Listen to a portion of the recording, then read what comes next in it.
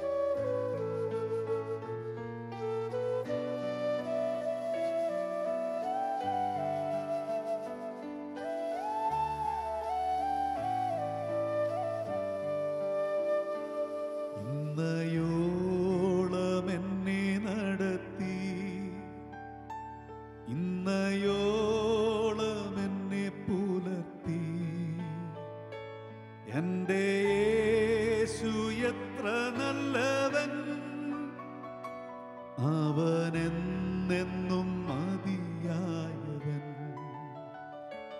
എൻ്റെ യേശു എത്ര നല്ലവൻ, അന്നെന്നെന്നും മതിയായവൻ എൻ്റെ പാപഭാരമെല്ലാം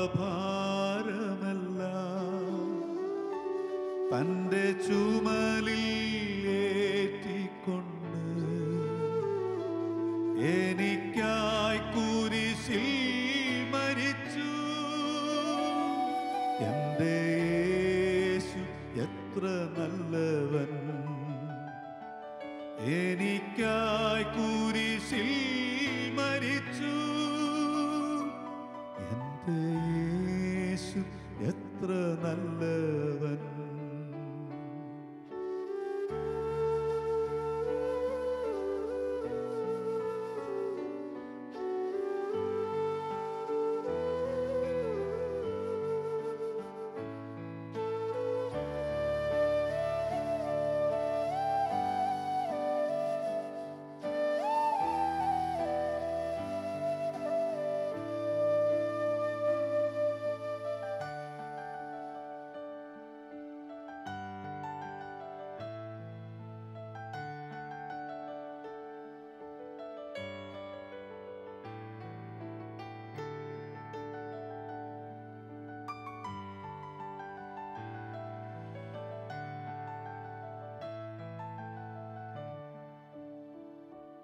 എൻ്റെ ആവശ്യങ്ങളറിഞ്ഞ് ആകാശത്തിൻ കിളിവാതിൽ തുറന്ന് എല്ലാം സമൃദ്ധമായി നൽകിടുന്ന എൻ്റെ യേശു നല്ല ഇടയൻ, എല്ലാം സമൃദ്ധമായി നൽകിടുന്ന എൻ്റെ യേശു നല്ല ഇടയൻ. മനോഭാരത്താലഞ്ഞ്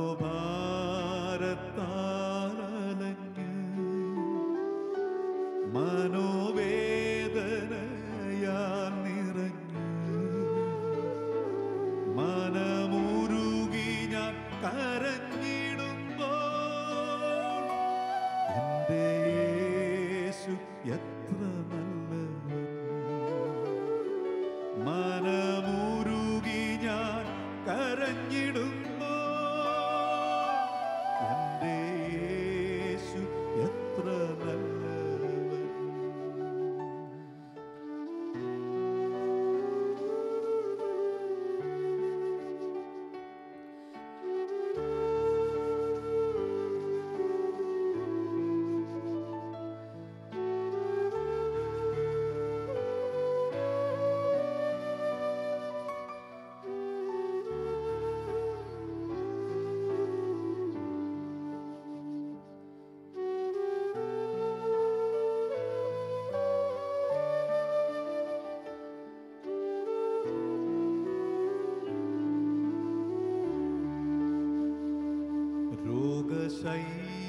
രോഗശയ്യയിലെനിക്കു വൈദ്യൻ,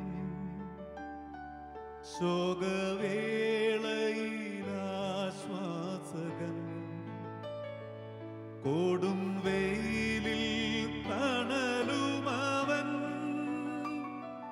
എൻ്റെ യേശു എത്ര നല്ലവൻ, ഒരു നാളും കൈവിടില്ല,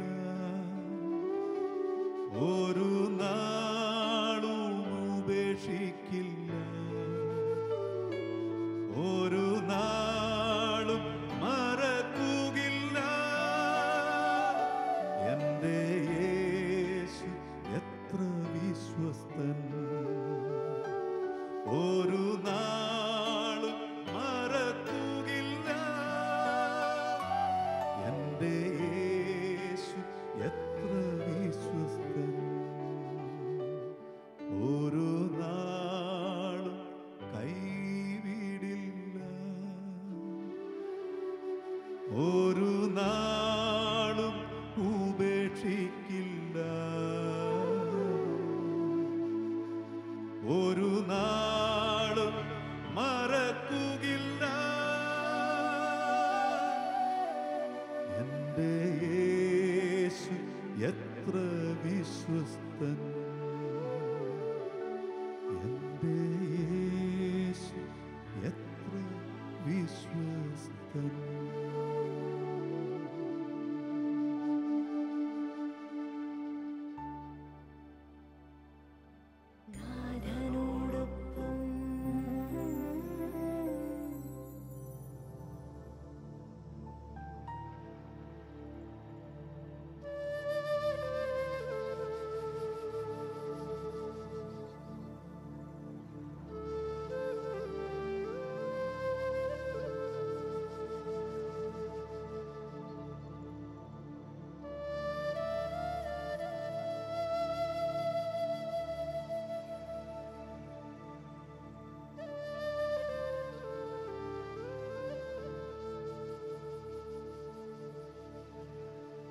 ഈശോയുടെ മലയിലെ പ്രസംഗത്തിൽ നാം വീണ്ടും വായിക്കുന്നു, ഹൃദയ വിശുദ്ധിയുള്ളവർ ഭാഗ്യവാന്മാർ, അവർ ദൈവത്തെ കാണും.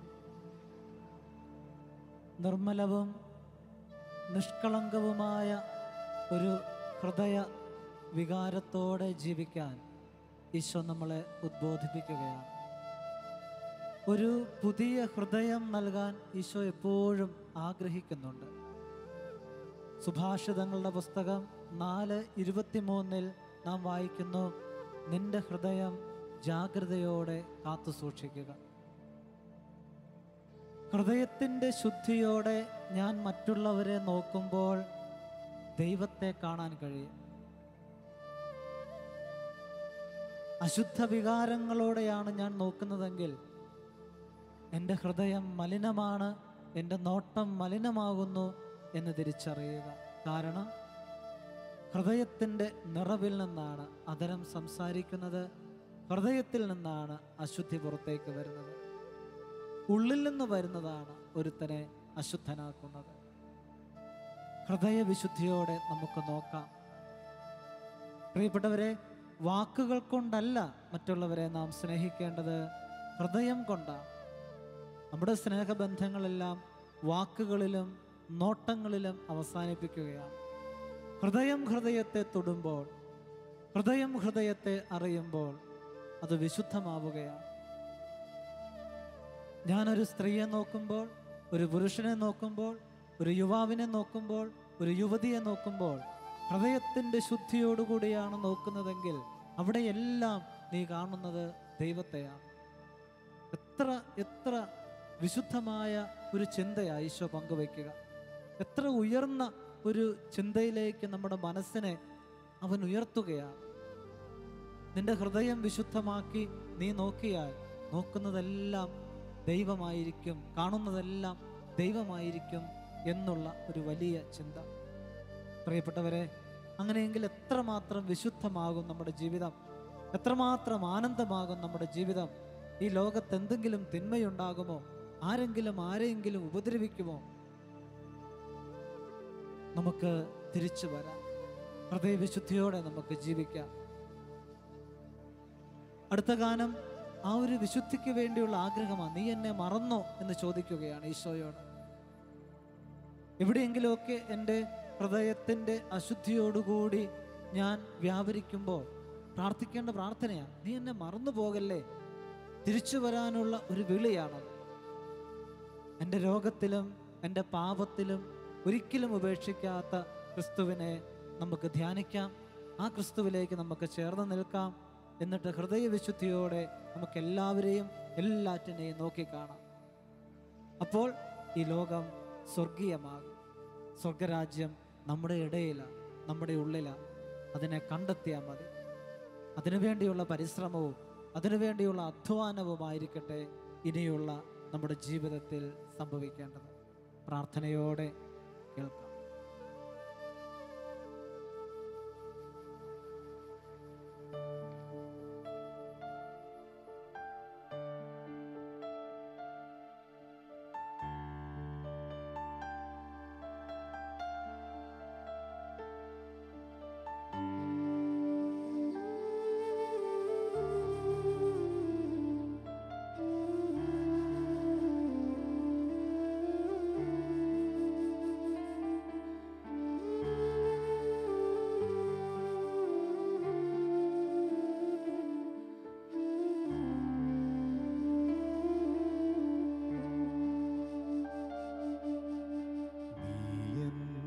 മറന്നു നാഥ, എൻ ഹൃദയം ഉരുകുന്നു ദേവാ. നീ എന്നെ മറന്നു നാഥ, എൻ ഹൃദയം ഉരുകുന്നു ദേവാ. നീ എന്നെ വെടിഞ്ഞോ ദേവാ, എൻ മാനസം നീറുന്നു നാഥ. നീ എന്നെ വെടിഞ്ഞോ ദേവാ, എൻ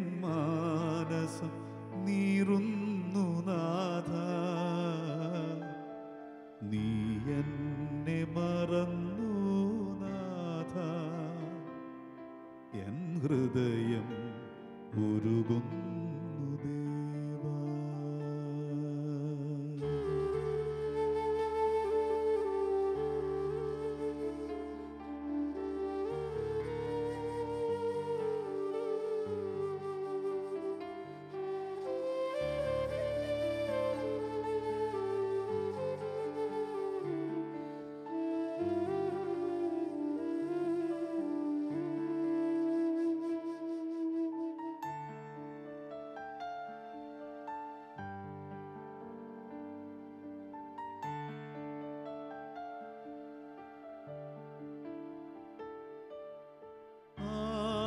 ആകുലനാണു ഞാൻ രോഗങ്ങൾ പേറുമ്പോൾ നീ എന്നെ മറന്നോ നാഥ.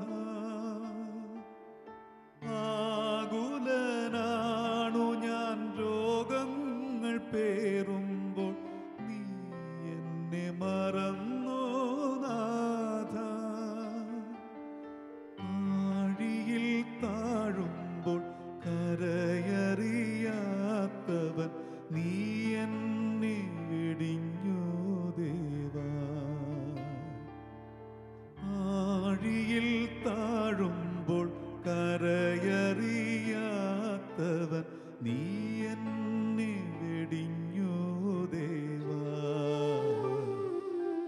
നീ എന്നെ മറന്നോ നാഥ. എൻ ഹൃദയം ഉരുകുന്നു ദേവാ.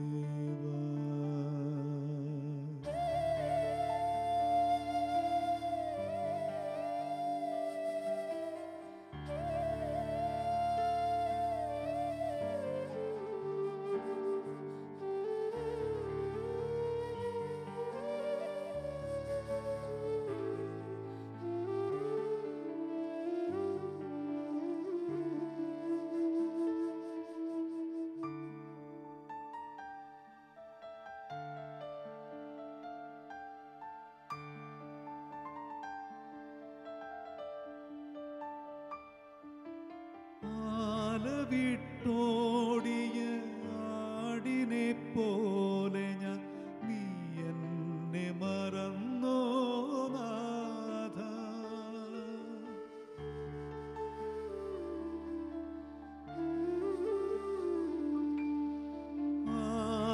വിട്ടോടിയ ആടിനെ പോലെ ഞാൻ നീ എന്നെ മറന്നോ നാഥ. ആനന്ദം തേടി ഞാൻ അങ്ങയെ കൈവിട്ടു നീ എന്നെ വെടിഞ്ഞോ നാഥ. ആനന്ദം തേടി ഞാൻ അങ്ങയെ കൈവിട്ടു നീ എന്നെ വെടിഞ്ഞോ ദേവാ. നീ എന്നെ മറന്നോ നാഥ. എൻ ഹൃദയം ഉരുകുന്നു ദേവാ. നീ എന്നെ വെടിഞ്ഞോ ദേവാ. എൻ മാനസം നീറുന്നു നാഥ. നീ എന്നെ വെടിഞ്ഞോ ദേവാ. എൻ മാനസം നീറുന്നു നാഥ. നീ എന്നെ മറന്നോ നാഥ. എൻ ഹൃദയം ഉരുകുന്നു ദേവാ.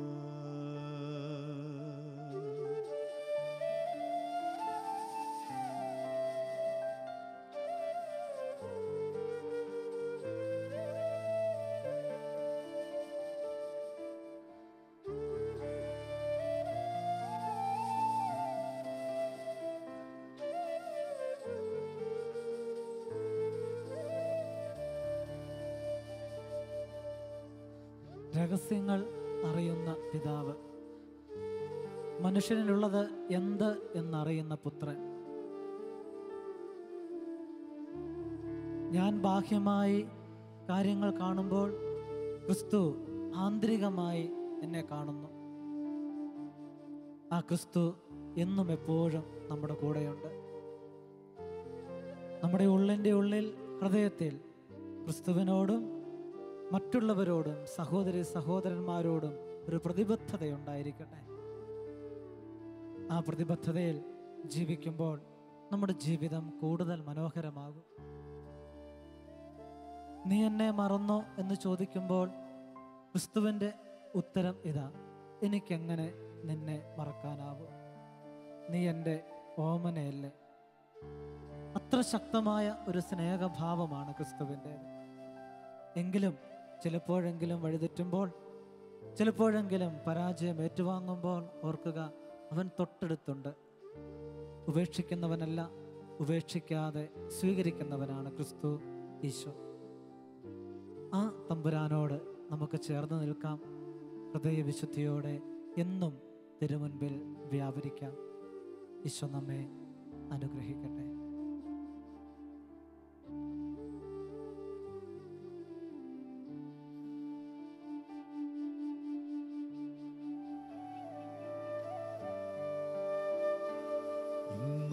ഇന്നയോളം എന്നെ നടത്തി,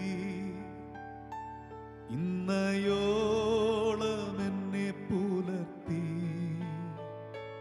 എൻ്റെ യേശു എത്ര നല്ലവൻ, അവനെന്നെന്നും മതിയായവൻ. എൻ്റെ യേശു എത്ര നല്ലവൻ, അവനെന്നെന്നും മതിയായവൻ. എൻ്റെ പാപഭാരമെല്ലാം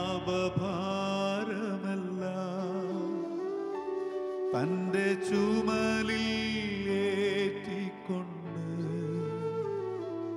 എനിക്കായി